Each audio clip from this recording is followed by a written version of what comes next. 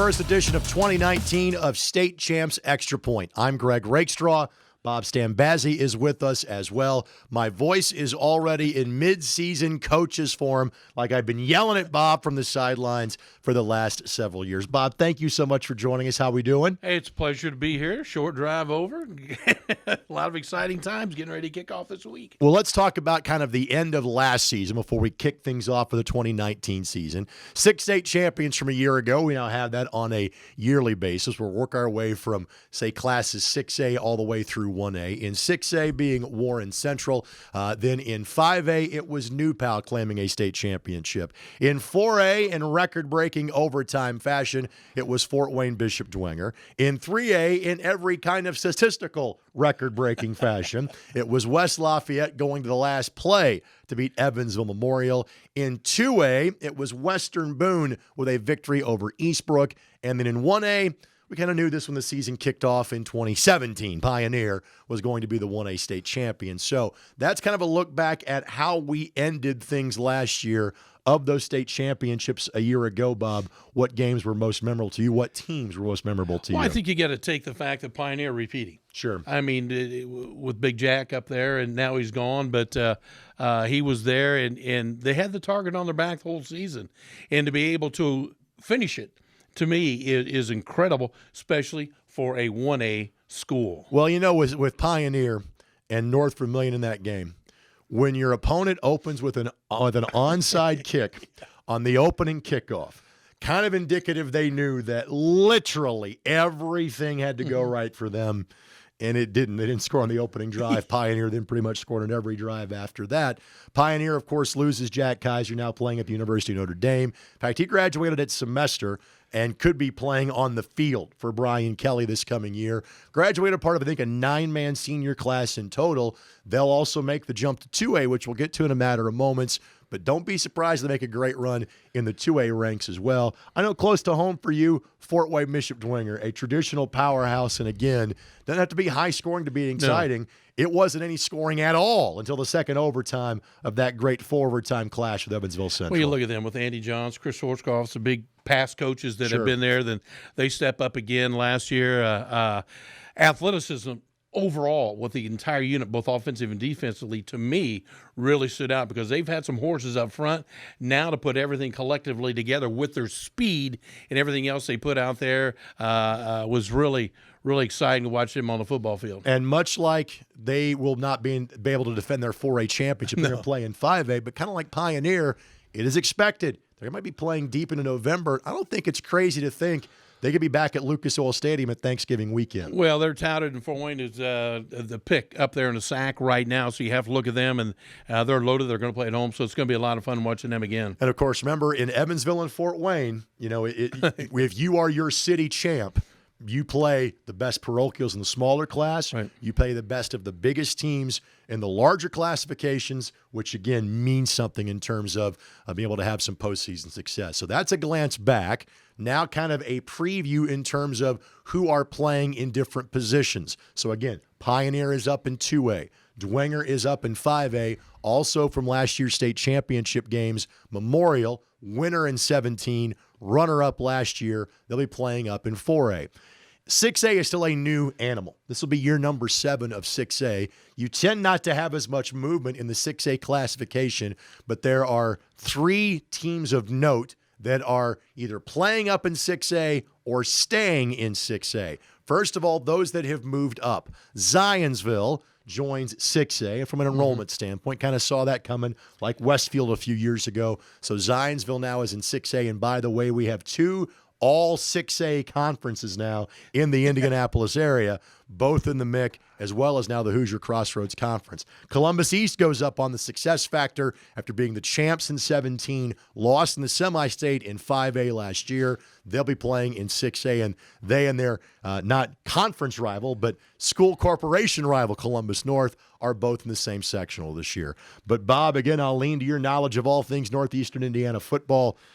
Fort Wayne's Snyder thought they were going to 5A. Right. There's a bylaw change. They stay in 6A, correct, but really good things are expected for Coach Tippmann's program. Well, you sit there looking. We were talking before we went on the fact that they're sitting there with 214 players, 28 seniors. So they're really going to be good. Homestead, seeing them on the field, they're not as big as they once were. But, boy, are they quick, and they really developed. They got that unity you need up there. So you look at Dwenger, you look at Snyder, and you look at Homestead, but you can never count out Lures up there in the SAC. I think a lot of people looked at when they thought briefly it was going to be Snyder and Dwenger in 5A together. Right. Hey, that might be, even though it's a sectional game, that might be the 5A North Semi-State Championship game. Whoever wins that game could get to Lucas Oil. Now I think the thought is, hey, Snyder, do they see Carmel when you get to a regional? Could it be Penn, depending on how things play out? So, again, does Snyder have I still think they've got a chance of getting to Lucas Oil in 6A, but I think they're generally thought of as simply being a really good team, period. They are, and once again, I think you look at the fact they got a senior quarterback coming back. They got some experienced hogs up front that really developed over these past years. That's a tradition at Snyder. Everybody looks at their speed, their quarterbacks, but their hogs up front, those linemen up front are exceptional, and you know better than anybody, they are as coordinated and communicate as much as the backfield. And when you get the line working together, you got an exceptional opportunity. In 3A, no real news in terms of teams moving into 3A. But the news is that some really good teams in 3A all got moved together in the same sectional. So, for instance, West Lafayette, Brebeuf both met in the regional each of the last 2 years, and the team that won that game went on to play in the state championship. They're in the same sectional. Garin Catholic is also in that sectional. They've shared a section with Brebeuf the last couple of years. But Chittard also goes from the southern half of the bracket to the north half of the bracket in that same sectional. In sectional number 28, that's a lot of rings. That's a lot of championships. And that is 1 out of 4 is making it out of that group of 8. And the other teams that are also in that group, like Yorktown, Hamilton Heights, there's some really good teams in sectional 28. Can I just have the gate? Sure. I mean, these guys are just loaded. Tradition. Yeah. And when you look at that right there, all eyes are upon you. And it's going to be interesting to see who can really step up in there, because West Lafayette has been on a roll of late, so it's going to be a lot of fun with them. All right, other than the class I want to make sure we get to is Class 2A, and we touched on Pioneer. And again, I think Pioneer will still be successful in 2A because, yes, as great as Jack Kaiser was, that is a wonderful program. First under Coach Johnson, now what Adam Berry does. The Llewellyn twins at Pioneer, they're still going to be really good, even at the 2A classification level. But 2 other parochial powerhouses have dropped down to 2A on enrollment.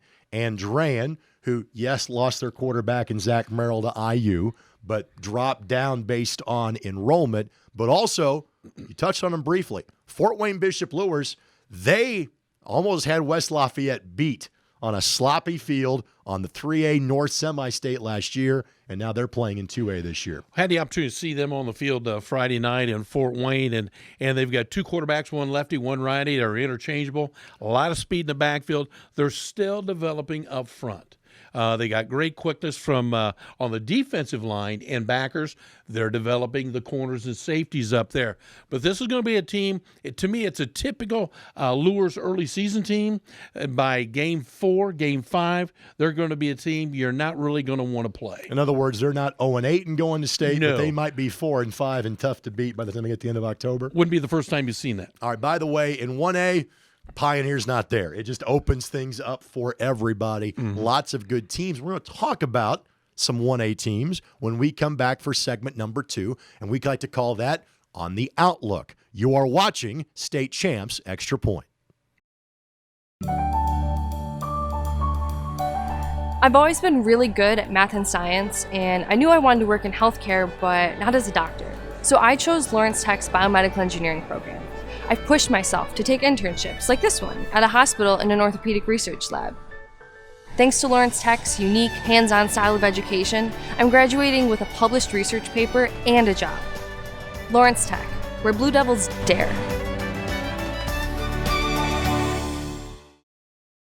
Welcome back on State Champs Extra Point alongside Bob Stambazze from WJOT and WARU. I'm Greg Rakestraw from the ISC Sports Network. Thank you so much for joining us, and we hope you join us each and every week during the course of the football season. Segment number 2 is called On the Outlook. We talk about some teams you know a little bit more about. Bob, what do you have for the rest of the class? Well, you sit there and think Eastbrook in Class 2A, they lost a load last year, and Coach Adamson, well, it's Coach Adamson. He's going to reload. Right. So, and they're going to be pretty decent. They also lost Coach Wilson, who passed away this past year. So, and the reason I bring that up, because Tom has been beside Coach Adamson's side the entire career. Yep. So it's going to be interesting to see how that plays out in the long run at Eastbrook. But you also have to look in Class 1A, South Adams. They're going to be awfully good. I know we talk a lot about Adams Central. The Flying Jets are going to be loaded. They're going to come at you. They kick the ball well. I know that sounds odd, but that is a special weapon. Especially in single A. Yes, for Adams Central. And a team that I'm pretty familiar with, Southwood. They're going to come back. They're going to be loaded. They talking to Coach Snyder the other day. They've really worked with the Hogs up front because they lost 4 of their 5 starters from up front last year, but they got a little more depth this year. So Southwood, those 3, somebody out of that sectional, it's going to be exciting. And again, to that point, Adams Central, I thought, was clearly the team that competed with Pioneer the best the last years. I got lucky enough to be on the call of that semi-state game at Logansport last year. It was a 38-7 score. Right. Make no mistake, Pioneer was the better team. But had the quarterback not been hurt late in the game, maybe that's a 14 to 17 point game. Most other years, Adams Central would have been a 1A state champ. You think South Adams might be better than Adams Central this year? I think they are. The all talk is over on the eastern side, over in Adams County. South Adams is the pick of the litter. But the big thing, you look at it, both teams are very physical 1A football teams. You don't always see that. And another thing a 1A team brings with these two, depth. So I think it's going to come really tough out of Adams County.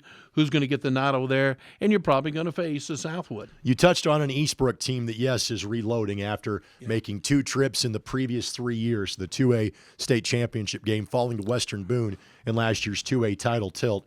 Of all years, they now get Marion to play them in football. And I know that the folks at Marion are expecting a record crowd on Friday night because, yes, it's a local rival, but this is also the best the Giants have been in a long time. Well, Marion, ranked number 1 in their class. Eastbrook coming in. This is the first time in the history that a regular season game will be played between these two schools in Grant County. So it's going to be exciting. It's going to be a slobber knocker, as I like to say, over at Dick Luton Stadium. And with all that new turf over there, both schools have turf, so there's no advantage, disadvantage. But Marion has phenomenal quickness and some huge guys up front. So I think that may cause Eastbrook some issues early in the contest. This is a Marion team that made the semi-state last year, Right. got knocked out by Evansville Central. And yes, those 2 schools were in the same semi-state. You kind of have that at the 4A level where so many schools are kind of Fort Wayne, South Bend region. The southern half of the bracket goes far north of Indianapolis as far as 4A is concerned. What can Marion learn from that experience and apply to this season for Coach Chambers? I think the biggest thing they take away from that is this word I like to use a lot is opportunity. They had that opportunity. They failed to seize on that. But what they did seize was the experience of a big game. And they're going to play a big game in front of a big crowd at home. And I tell you, that is a key, I believe, for these kids going there. You know, and I know, we all know, they're going to be excited. The adrenaline's going to be pumping. It's that second breath of air that's going to settle them down, and I think really take Marion a long way this year. All right, there's one more team I want to share with you from my perspective, kind of maybe an off-the-radar team to get your attention, and that would be Lewis Cass. The Kings, of course, who have made a trip previously to Lucas Oil Stadium to play in a state championship. I had a chance to talk with Jeff Phillips a couple of weeks ago, their head coach, and when I asked him just to kind of the generic, tell me about your season, coach, he went for like 15 minutes breaking down his entire roster. My cameraman, Mitch Early, is nodding his head. He was there with me as well because they have been building for this year for quite some time. It's a great program that's been kind of a 500 program for the last couple of years, but they bring back so many key pieces from a season ago, and they play in a great league. Is it a Summit Athletic Conference like Fort Wayne? No. Okay. Is it the SIAC at Evansville? Maybe not. But at the 2A, 3A level, that Hoosier Conference is a great league. So, again, they may not have this stellar or sparkling record. I think their record's going to be pretty good. But by the time they get to tournament play, the Kings will be ready to go. Well, you think past history of them, you give them the ball, they'd run it. They'd run it. Well, now they diversify a little bit more, and they're good-sized kids that are athletes. And when you look over there in Walton, Indiana at this school, they fly and get after it, and they get some numbers. That's going to be an exciting football team. So, again, just some teams to look out for at the beginning of the season called On the Outlook. Before we get to our next time out, time for a little recruiting knowledge from 24/7 Sports. Here's Alan True.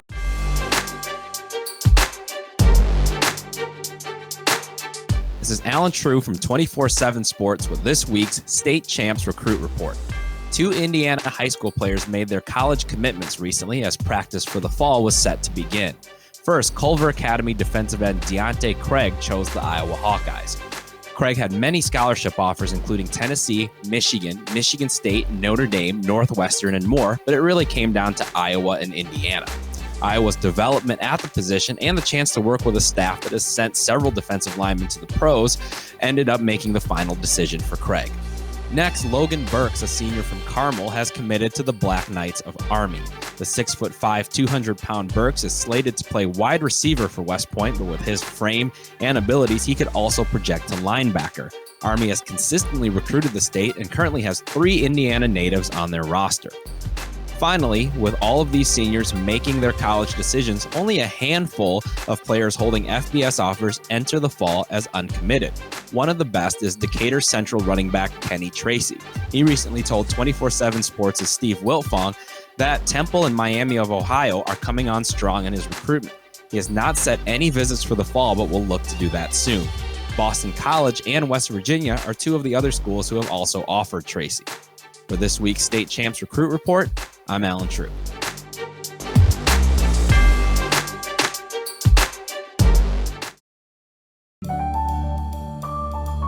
I chose Lawrence Tech for the architecture program and volleyball team. Architecture is a great fit for me because I love math and design.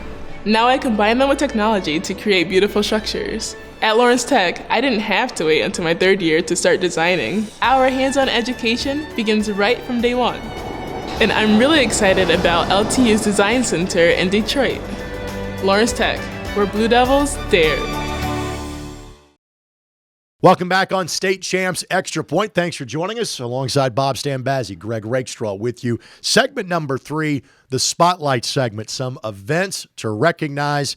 And we have touched on the success of Fort Wayne Bishop Dwenger from last year, the high expectations in a larger classification this year, and they have not exactly a new home, but a lot of new to it to showcase this year. Well, there's no doubt about it. Fort Wayne Dwenger has had a field at the school. They've had some, I'll say, the inexpensive turf in there for a few years, and they upgraded, but they also put in bleachers this year and lights. So they're going to play all their home games at Dwenger High School this year. They previously played at Zollner Stadium with Fort Wayne Concordia. They shared that facility. So now they're going to come home. It's a beautiful facility. It really is. But nothing beats playing at home. I know it's just a short jaunt down the road to Zollner, but it's going to be exceptional. They're pretty excited about it. Matter of fact, they were unaware the other day they're walking off the field.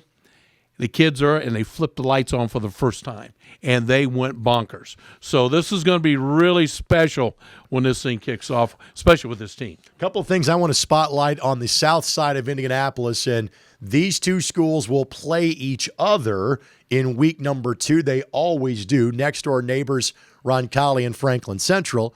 But this week, they'll both be dedicating their fields to guys that, well, I'm not sure their programs would be around without the assistance, the passion, the sweat equity that was lent by 2 greats of the game. First of all, at Franklin Central, Chuck Stevens. When Franklin Central was I won't say they were a small school power, but a smaller school power back in the 80s and 90s, Chuck Stevens was the guy that led the Flashes to state championship seasons. In fact, did so on 4 different occasions. One of the first Taj Mahal stadiums in the early 2000s that was built in the Indianapolis area right before everybody started going to turf. Turf came later, but bricked encased stadium. And Mr. Rakestraw, the elevator takes you to your broadcast booth on the 4th floor.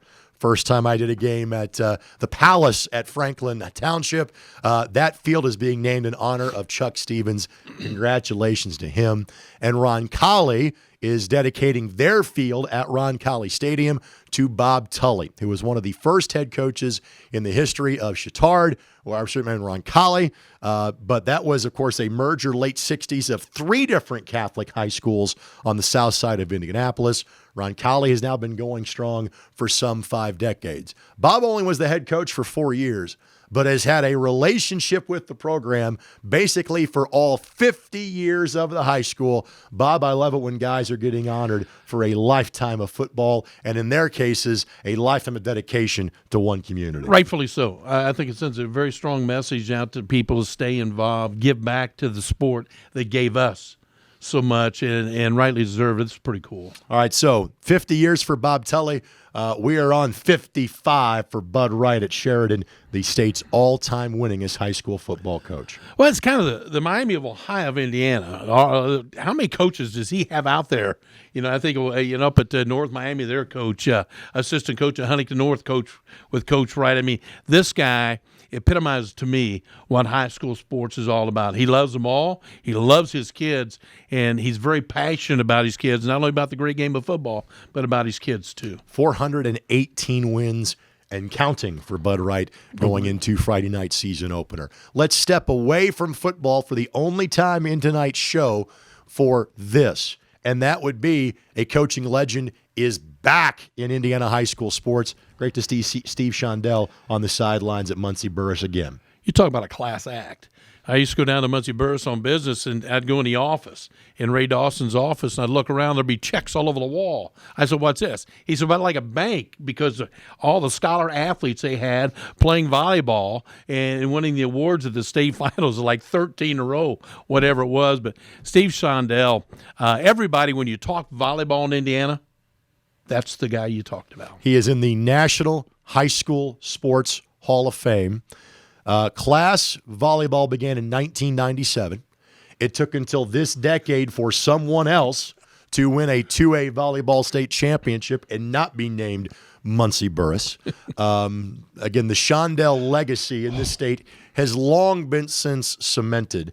But for those kids that get a wonderful education at the Burris School to now get the volleyball education from Steve Shondell for a few years is absolutely tremendous. We'll close this segment out, with a closing, a merger that will happen at the end of the year. And that is that Elkhart Memorial and Elkhart Central will simply be Elkhart High School next year. That will cause some moving of state tournament teams, which we can get to in a later episode, from this year to next year as far as the football sectional is concerned. But that means for a final time, Memorial and Central play each other, and their final clash, at least during a regular season game, is their season opening game against one another on Friday night. Unbelievable. You think about Anderson, you think about Muncie, now you think about Elkhart, everybody consolidating to get the numbers in, and it's a shame, but things have to happen. I think it'll be a sellout. I would be stunned if it was not. We've got one more segment left to go before we exit stage left. Let's kick to our buddy Lauren Plant with a preview of what's coming up on this week's season debut episode of State Champs Indiana. All right, thanks, Greg. Coming up this week on the first edition of State Champs this season, we've got a ton of football highlights coming your way, including our main event featuring Lafayette Harrison and Westfield. We're going to go in focus on Muncie Burris's volleyball coach, Steve Shondell, who is now back in the mix after not being there for several years, led that team to 21 titles. We're going to have highlights from other sports like volleyball, boys and girls soccer, boys tennis, and more. But again, football will be the theme, so check it out this Sunday on Fox Sports Midwest. It's State Champs at 10 a.m., 9 a.m. Central. I admit it. I love working with money, negotiating, and making big decisions. That's why I'm majoring in finance and economics at Lawrence Tech. What's truly amazing about the education here is the small class sizes that give me easy access to my professors who truly care about my future. They even helped me get a great internship. And I was able to fulfill my lifelong dream of playing college golf. Lawrence Tech, where Blue Devils dare. Welcome back for the final time on State Champs Extra Point. Greg Rakestraw, Bob Stambazze. Thanks to our photographer, Mitch Early. Thanks to Chris Landis behind the scenes and everybody at both Yellow Flag Productions as well at the ISC Sports Network. This debuts every Wednesday at 5 o'clock. So make sure you kind of mark this on your calendar and on all your social media platforms, of course, where you follow State Champs Indiana. Bob, it's been a pleasure to have you here. What game are you going to be at on Friday night? Well, thank you for having us. We're going to be at 105.9 The Bash. We'll be at Southwood with the Mechanical game, a non-conference game, even though they're interconference. We have 10 teams in our conference up there, and they play 8 schools. Yep. They have one outside conference play, and this is going to be a lot of fun. 3A versus 1A. Last year, it was an outstanding ball game. Southwood ended up winning 21-10.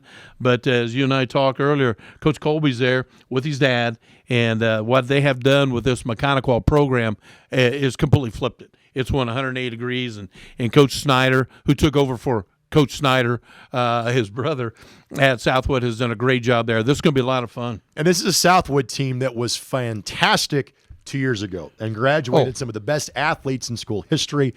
Peyton Blair, the Traxler kid that was playing at Marion University. I mean, these were kids that, if they didn't make a state final in football, they made a state final in basketball as well. And if they've built this back up quickly in 2 years, that's impressive. Yeah, when you look at, too, Carson Blair is back now as an assistant coach, working with the quarterback. So they got a lot of guys that were with the program earlier that have come back and really stepped it up, because bringing their experiences back to these kids, helping them understand what it takes to be a Southwood Knight and get to this level.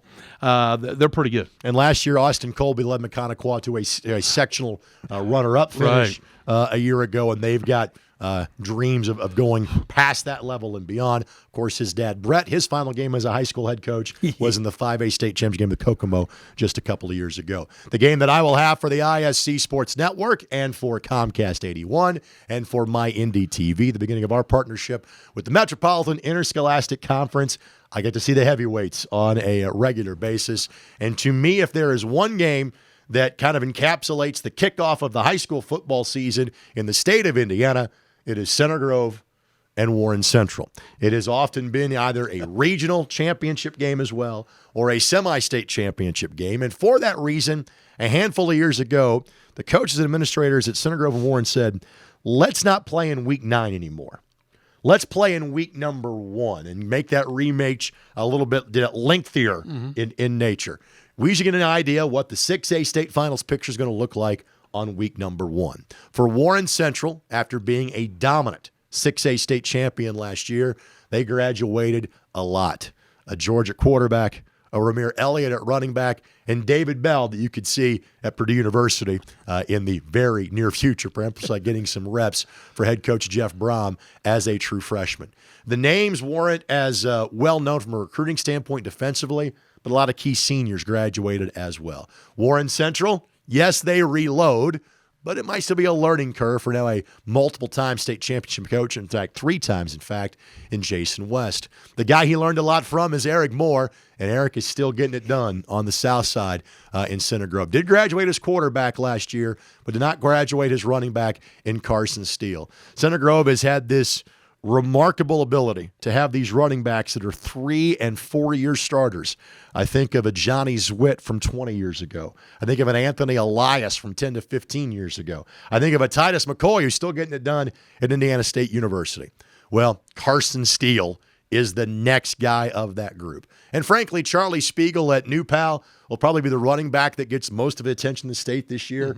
By the end of the month, he might be the all-time, literally like this month in August, he may be the all-time leading rusher in the state of Indiana's history with 13, 12 games left to go. But Carson Steele might be the all-time leading rusher at Center Grove High School in the next couple of years, and that says a lot with the talent that has come through there. Center Grove, one of the better teams in the MIC, And if you're one of the better teams in the MIC, it means you're one of the better teams in the state. So Center Grove and Warren Central, that's the game that I will have on Friday night, and I'm sure we'll talk about it next week on the show as well. Bob, an absolute pleasure. Thank you so much for coming in today. I had a blast being here. For Bob Stambazze, this is Greg Rakestraw. Thank you so much for watching our debut episode for 2019 of State Champs Extra Point.